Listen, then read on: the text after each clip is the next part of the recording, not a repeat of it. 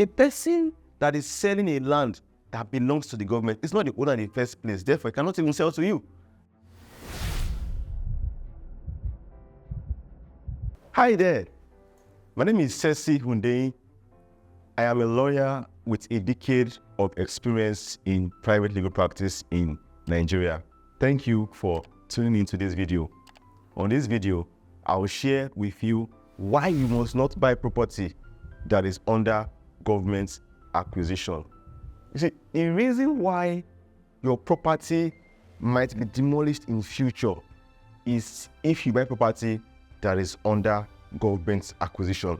That is why I want you to pay very rapt attention to this video. Under Nigerian law, the government of a state, through the governor of that state, it has the power to compulsorily acquire land for overriding public interest. When you see public facilities like schools, like markets, like barracks, like other public infrastructure, those lands were acquired by the government to develop those infrastructure. However, there are lots of real estates that are lying fallow, virgin real estate, no development, that the government has already acquired and have reserved for certain developmental projects that will come up in the future, and people are not aware. Now, the law is that the moment a government of a state acquires land, they are going to publish that acquisition in a document known as a gazette. That means everybody should be aware that the government has acquired this particular land for overriding public interest. So when you are about to buy land, what's the first thing that you should do? The first thing you must do is to ascertain whether the land you are trying to buy is one that falls within government acquisition, or it is one that is free from government acquisition.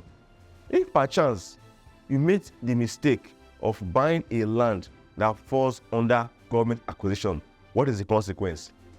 The consequence is very, very simple. Under the law, you cannot give what you don't have.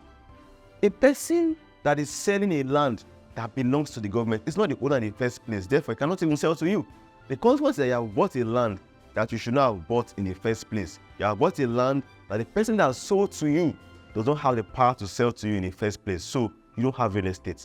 The best thing to do is to count your losses and move on. Otherwise, the day the government decides, they wake up and they will decide to do something on that real estate, everybody who owns property there are going to be asked to vacate. Otherwise, the property is going to be demolished and you might lose your money. That is why you should not even venture to it in the first place. So how do you ascertain? How do you find out? How do you verify if a property is under acquisition of the government or not? It's very, very simple. The government has different ministries, departments, and agencies. And there are specific ones whose duty involves land and survey. When you approach them for information, they are going to tell you the land information that is contained on a certain real estate and its status as at the time you want to buy. That is the information that you will now use to make a buying decision, whether to buy or whether not to buy. Of course, like I said earlier, if it's under acquisition, there's no point buying. If it's under acquisition, of course, you can go ahead to buy, knowing that the government of the day are going to give you title because the land you have dealt with is one that is not under their acquisition.